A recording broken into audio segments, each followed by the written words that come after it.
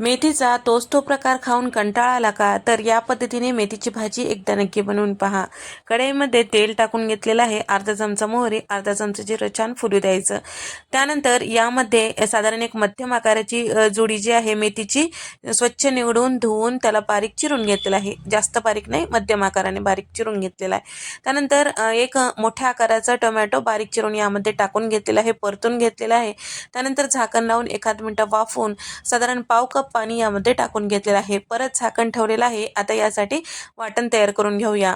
इथे मी ओला नारळ घेतलेला आहे 5 ते 6 छोटे काप आणि 2 चमचे फुटाण्याची डाळ आणि 1.5 चमचा इतका पांढरे तीळ, 1 चमचा जिरे, 5 ते 6 काजू आणि भरपूर अशी कोथिंबीर यामध्ये टाकून घेतलेला आहे। मिक्सरच्या भांड्यामध्ये थोडं पाणी टाकून याचा पेस्ट तयार करून घ्यायचा आहे।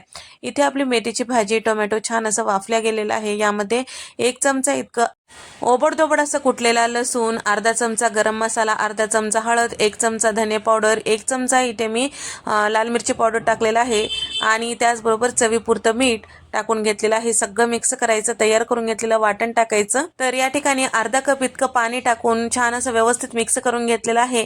त्यानंतर सगळं मिक्स करून घेतल्यानंतर 1 चमचा बेसन पीठ यामध्ये टाकून घ्यायचं, ते सुद्धा मिक्स करून घेतलेलं आहे।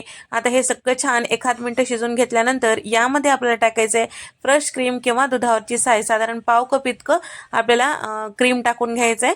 तर दुधावरची साय टाकत असाल तर छान फेटून घ्यायचं आणि त्यानंतर टाकायचं।